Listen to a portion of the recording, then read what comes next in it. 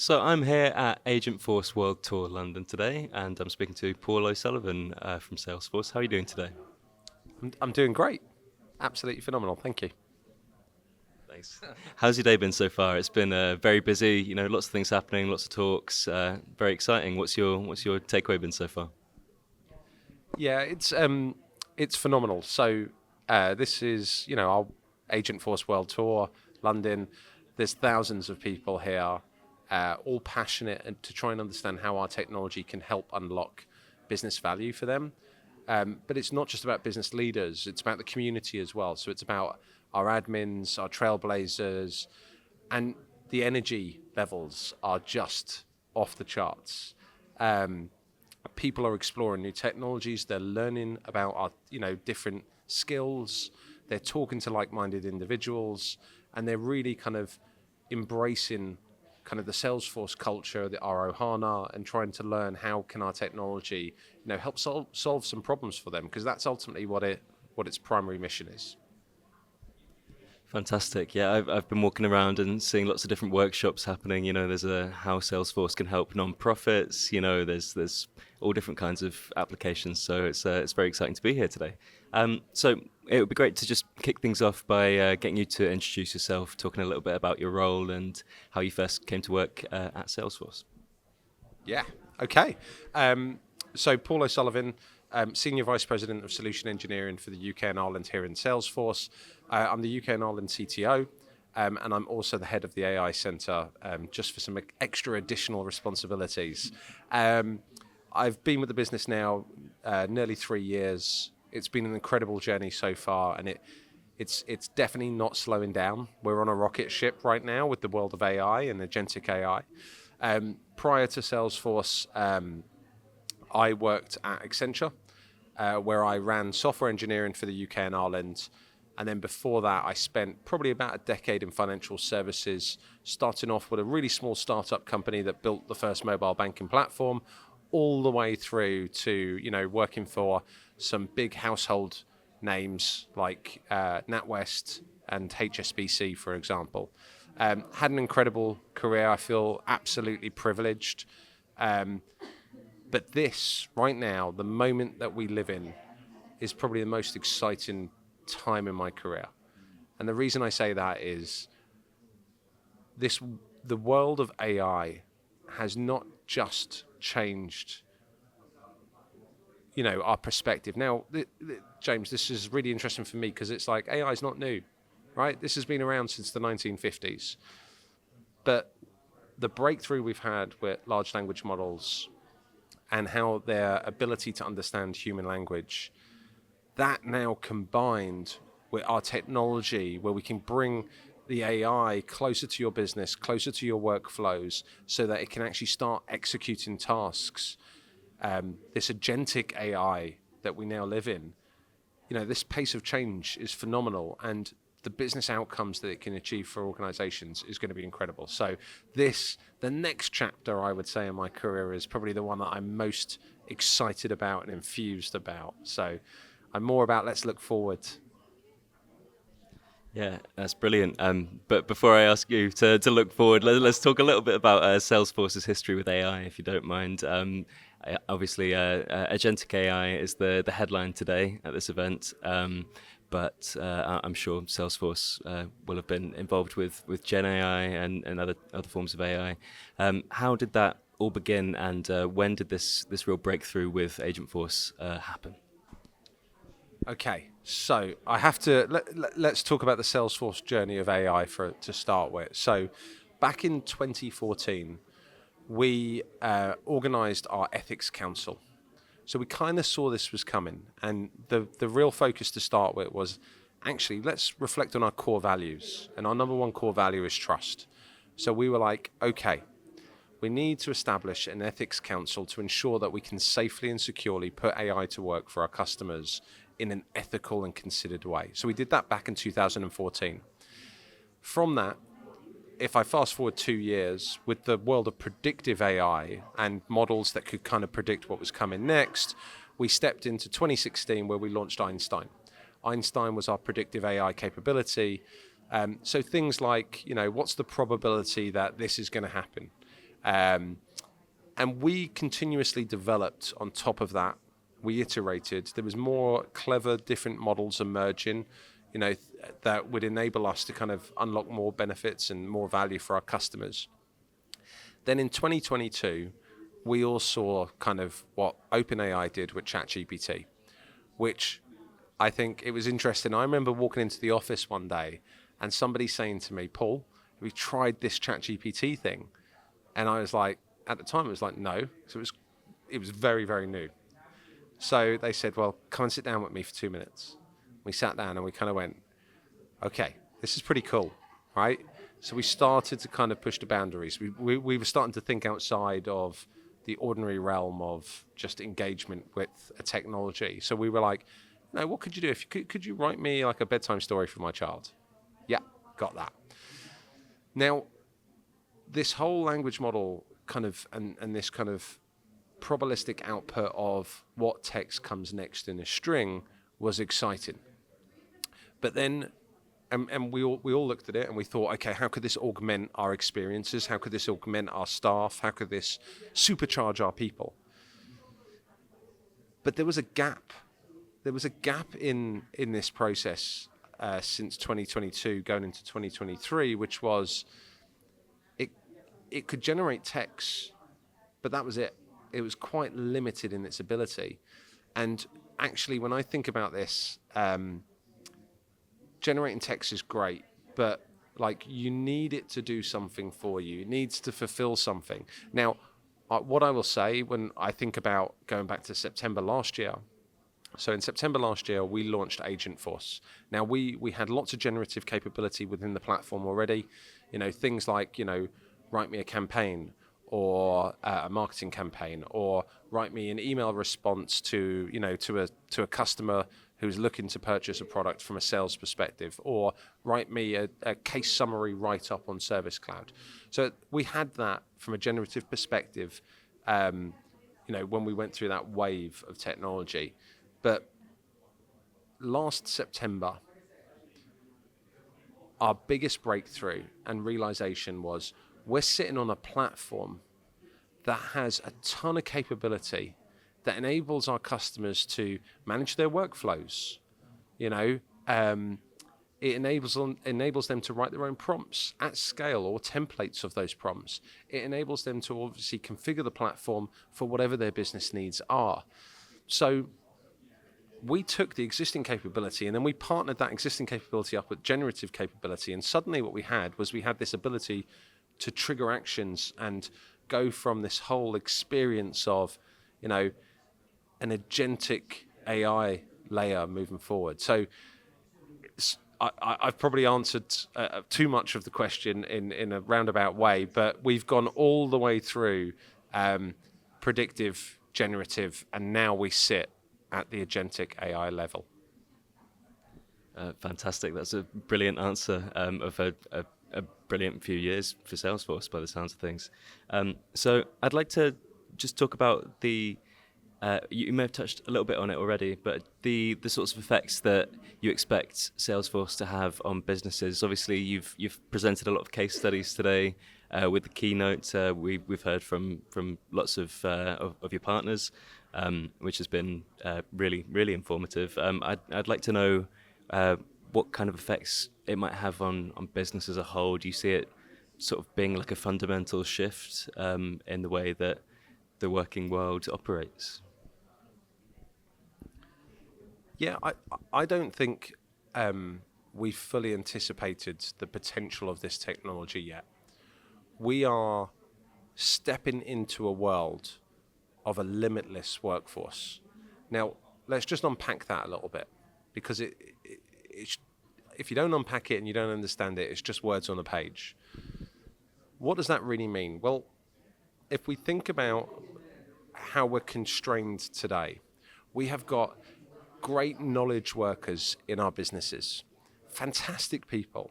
And like many organizations, when you find one of these fantastic people, you tend to gravitate towards them. You tend to ask them questions when you're unsure on topics, or you tend to kind of query what you think might work and you're testing it off of one of your colleagues. Now, we're stepping into a world of a capability that can operate constantly. You don't have now just one person in your organization who has that knowledge. You can extend that knowledge across agents who can work on behalf of your business, and then they can work 24/7, 24 hours a day, 7 days a week, to serve your customers. Now, it's really interesting because when I look at this and I think and I talk to my customers, I also put myself in the shoes of the consumer. Now, I know, believe it or not, I ordered a pair of trainers for this event, okay? And I went through the sales process, the online commerce process. And I was like, right, okay, I want to add next day delivery. And I found it increasingly hard to add next day delivery and to then process that through Apple Pay. I had to then change my payment provider and I had to flick over to kind of PayPal and, and it still didn't pick up my requirement to have a next day delivery. So like as a consumer, not only do I demand more, probably because I leave things to the last minute, it's my own fault, but what's really interesting is, there's an expectation now from our customers that we need things instantaneously, or we need things hyper personalized, stuff that really resonates for me, my lifestyle, my brand, whoever I am. And to do that at scale is increasingly difficult.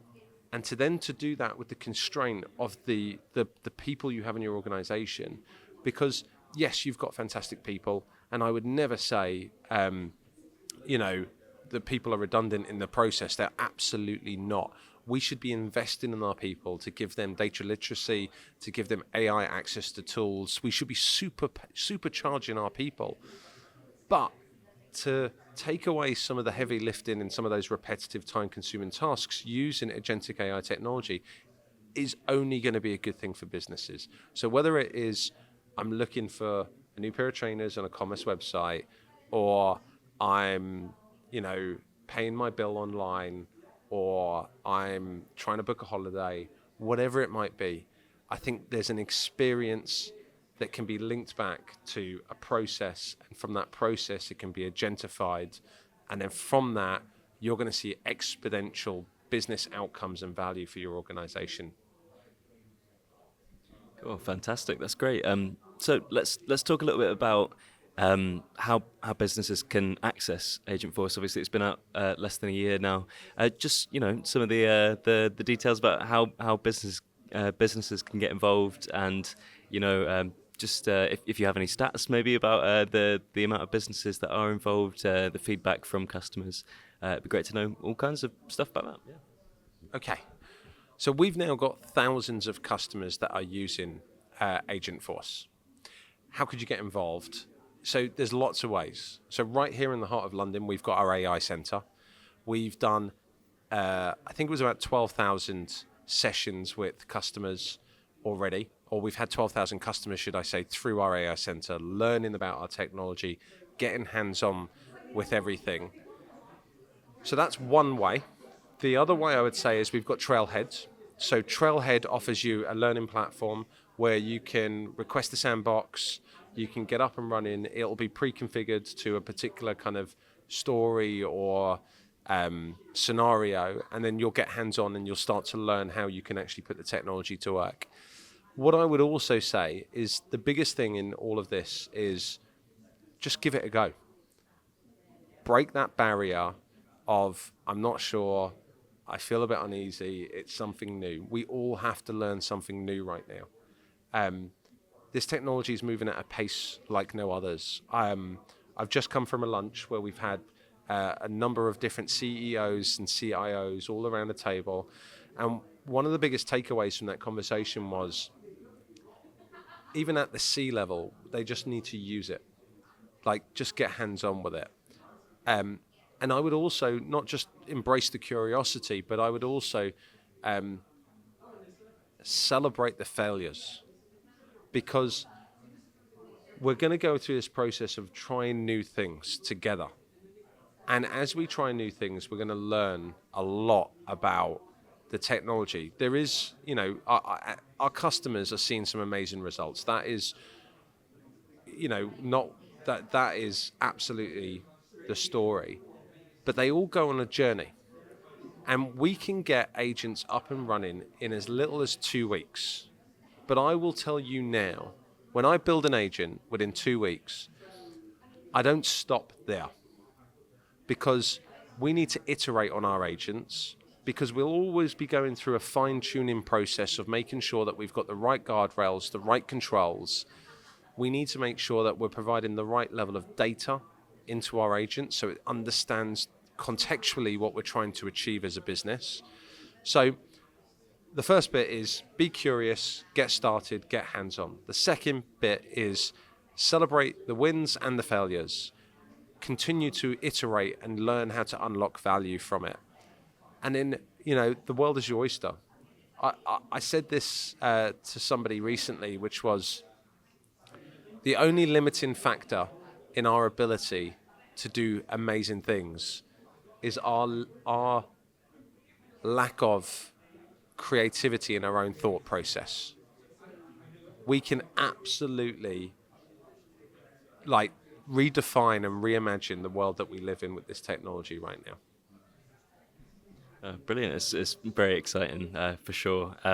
So we've been here today, and we've heard from a couple of different partners of Salesforce's. We've heard from Heathrow, and we've heard from Capita as well. So very different sectors there. It would be great to know if Agentforce is appropriate for all sectors. Are there any sort of that it's maybe better suited to than others, or can all different kinds of industries get a bit of a benefit from using this technology? So I know this response sounds a little bit cliche when you turn around and say, yes, every industry can benefit from Agentforce. But the reason why I think every industry, every company, every organization, every segment can benefit from Agentforce is because it boils down to the use case. How do you add additional capacity within your workforce? You add additional capacity in your workforce by taking away some of the repetitive tasks or the time-consuming tasks. Now, if you think about Agentforce can help and assist me as an employee. So, a great example, and I'm sure you would have heard great examples from Heathrow and Capita and Matt and was it Pete that you were talking to from Heathrow? You saw him on the panel. Okay, so one of the things that I think about for myself is I'm a heavy user of Slack, which is obviously our internal kind of knowledge and collaboration tool, productivity focused. But I've got a load of channels. I've got lots of information that I need to absorb. And sometimes I don't have the cognitive load to be able to take all that information in. But I have right there, I've got Einstein with me. And with that, I can summarize my channels. And then I've got agents in Slack with me as well. So I can ask even further detail to try and understand, where are we in with this? Or, can I execute that process? Can you reorder me a laptop? Whatever it might be. And suddenly that does all the heavy lifting for me in an internal capacity. So if you think about coming back to, can any organization, can any industry benefit from this? The answer has to be yes. If you're employing people and you have a workforce, you can benefit from it. If you've got a business process, you can benefit from it. And then if you have customers that you want to engage with and offer a world-class, incredible service that's always on 24/7, you can benefit from it. Cool. Brilliant, thank you. Just wanted to touch on the idea that agentic AI can do the heavy lifting in the workplace. I've read a fair bit recently that creatives and the more artistic side of the economy are a little bit worried about AI replacing creativity at some point. But it sounds more like, from your perspective, that people will have more time to actually do the creative stuff and the sort of the interesting things like that, rather than spending time on more menial tasks. Is that what you think? So I think that's a great question, and it's a if I think about some examples. So if I think about script writers, journalists, I think we've lived through an element of fear, but I think there's this, will this generative AI technology take my job? I actually think it won't. I think the ability, I actually think script writers and journalists will be the best prompt writers of the future, right? Because you have an ability in your craft, in your skill, to be able to write something that's descriptive enough to be able to capture what you're trying to what you're trying to craft and build. Now, I think the creativity question is interesting because if I had more hours in my day, there is a lot more things that I think are more pleasurable for me that I would love to do. Whether that's painting or drawing more, whether that's spending time with my family, whether it's, playing a sport or football or something like that. I think we all are looking for more time in our day to do some of these creative, recreational type of activities, but it's really hard to find that time. So I I think this is like anything in life. We've got to find the right work-life balance. We have to find the right work-life AI balance with some of this. Thanks. Okay, so oh wait, is that time to go? Cool. We could do one quick one. Is it? Sorry, I've been running over a little bit. That's um, let's. I feel like we've already done the sort of forward-looking thing. Do you want to do like a little small question on what the future will look like? You know, that sort of thing. Yeah. Is that okay? Cool. So finally, I'd just like to ask about how you imagine the next 5 or 10 years going with the rate that this technology is moving at. I think 5 years, I think it's going to be hard to predict because we probably didn't really know what the last 5 years was going to give us. And like many of you, I turned to things on social media and sci-fi and all sorts of things. We'd have flying cars and taxis and hoverboards. I think when I look forward to the next 5 years, I'm hopeful. I'm hopeful, and in the context of AI and technology will give me a superpower. I'm hopeful that it will augment my experiences in a positive way that enables me to do more things that I would never imagine that I would possibly ever do. Whether that's more time in the day with the family, whether that is the ability to, do incredible things from a health and life sciences and kind of, helping people around the world. Whether it is actually going out to space and exploring, new frontiers that we haven't explored before. I think, as I said a while ago, I think the possibilities are limited by our lack of creative thinking. And I think if we've got time to just lift the hood, be a little bit more creative and push the boundaries, we'll explore complete new frontiers. I think I read the other day, only 5% of the ocean has been discovered. Like, we've got so much more to learn about this planet as well as our solar system. Like, how incredible would that be if we could do that? And then don't get me started on quantum. I think there's going to be this whole next thing is going to rocket ship with a combination of quantum plus what we've seen with kind of large language models and new models emerge. So this is not, what I will say is this next 5 years will not slow down. So all of you need to we all need to get on the bus. The train is about to depart and we need to be on it together.